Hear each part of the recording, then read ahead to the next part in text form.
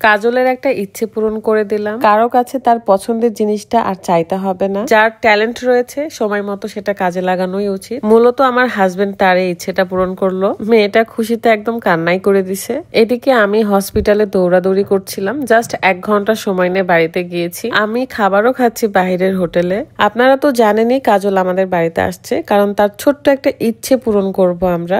বাসায় এসে ফ্রেশ হয়ে আমি আমার সুন্দর এবং পছন্দের একটা ড্রেস পরে নিব। এই ওয়েদারে এই 3 পিস গুলো আমার অনেক ভালো লাগে, অনেক আরামদায়ক। এটার হাতা এবং লেজে সুন্দর করে কাজ করা রয়েছে, তার মধ্যে প্রিন্টের ওড়না, খুব সুন্দর একটা কম্বিনেশন। কামিজের লেজের দিকে মোটা লেয়ার করে এমব্রয়ডারি কাজ আছে। সুন্দর এই 3 পিসটা আপনারা পেয়ে যাচ্ছেন লাউন 1000 ফেসবুক পেজে। পেজটা ভিডিওর ডিসক্রিপশনে আছে। তারা নিজস্ব কারখানায় কিন্তু ড্রেস কাস্টমাইজ করে এবং আপনি চাইলেও কাস্টমাইজ করে নিতে পারবেন।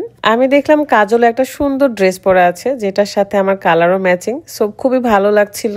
যারা আমার পরা এই 3 পিসটা নিতে চাচ্ছেন তারা লাউন 1000 পেজে নক করবেন। যেহেতু কাজল 2 দিকে চুলের বেনি করছে, দেন আমিও ভাবলাম যে আমিও করতে চাই। ঠিক মতো হয়নি দেখে হাসাহাসি করছিলাম আমরা। একটু পরে রাত চলে আসছে এবং সে একটা যন্ত্র নিয়ে আসছে। মাথা পেইন হলে সুন্দর একটা শেক দেয় এবং মাথাটা খুবই ভালো লাগে। কিছুক্ষণ আগে রাত স্পেশাল গিফটটা নিয়ে হাজির হয়েছিল। দেন আমি কাজলের চোখ বন্ধ করে রুমে নিয়ে আসছি।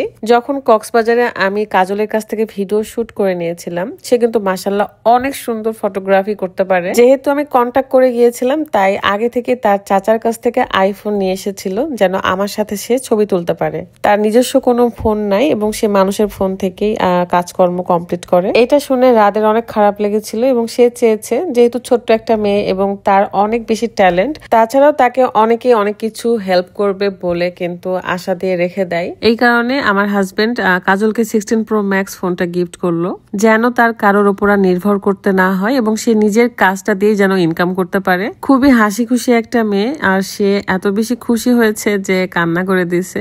যদিও বা শুধু 2 রাত ছিল আমাদের বাসায়, আমি নিজেও সময় দিতে পারিনি, কারণ আমার খুবই আপন মানুষ অসুস্থ, আমার বোন জামাই। তাকে নিয়ে সারাটা দিন সারা রাত মেডিকেলে দৌড়াদৌড়ি করতে হচ্ছে, রাত জেগে থাকতে হচ্ছে।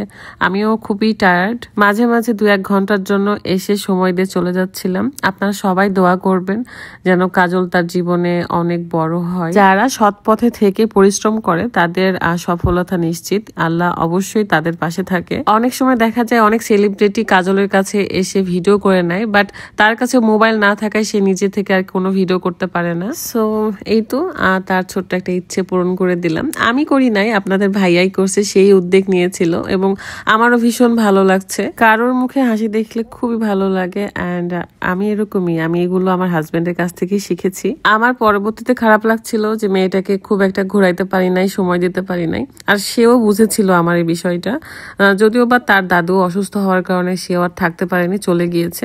তো এটাই ছিল আমার কাজলের সাথে খুব ভালো একটা মুহূর্ত।